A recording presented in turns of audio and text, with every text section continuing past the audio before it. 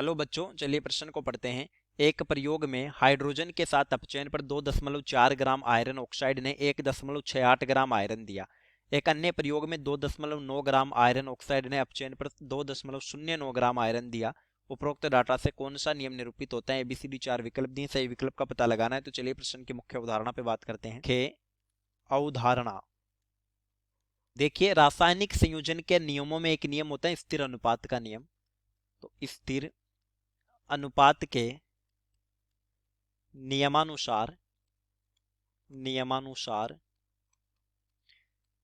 किसी यौगिक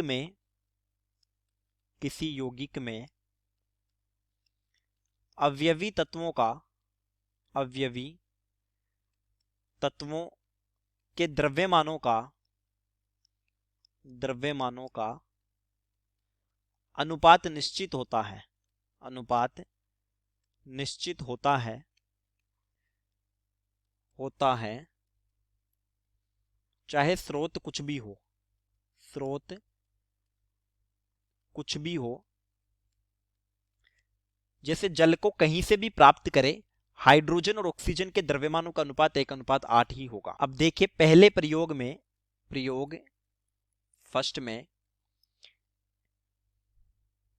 हाइड्रोजन से अपचयन पर फेरस जो बना वो बनता है आयरन 1.68 ग्राम। तो यहां पर ऑक्सीजन कितना होगा? क्योंकि इस प्रयोग में आयरन ऑक्साइड जो है, ये है 2.4 ग्राम। तो फिर इस आधार पर ऑक्सीजन हो जाएगा 2.4 माइनस 1.68 बराबर 0.72 ग्राम। यानी अगर हम आयरन तथा ऑक्सीजन के द्रव्यमानों का अनुपात निकाले, तो ये आएगा 1.68 बटा 0.72 बराबर 7:। दूसरे प्रयोग में आयरन ऑक्साइड का द्रव्यमान बताया है, आयरन ऑक्साइड का द्रव्यमान ये बताया है 2.9 ग्राम। और इस प्रयोग में जो आयरन का द्रव्यमान है, ये आया है 2.09 ग्राम। तो फिर ऑक्सीजन का द्रव्यमान होगा,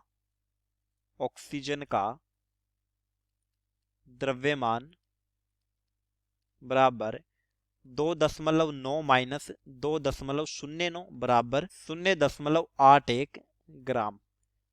ठीक उसी तरीके से अनुपात निकालते हैं आयरन तथा ऑक्सीजन के, क्योंकि आयरन ऑक्साइड के अवयवी तत्व क्या है? आयरन और ऑक्सीजन के द्रव्यमानों का अनुपात बराबर 2.09 बटा 0.81 बराबर वही 7:3 आता है। यानी दोनों स्थिति में अवयवी घटकों का अनुपात क्या है? समान आया। तो हम कह सकते हैं ये स्थिर अनुपात का नियम है। तो हमारे प्रश्न का उत्तर हो गया उत्तर ए। चलिए, उम्मीद करता हूं प्रश्न समझ आया होगा। धन्यवाद।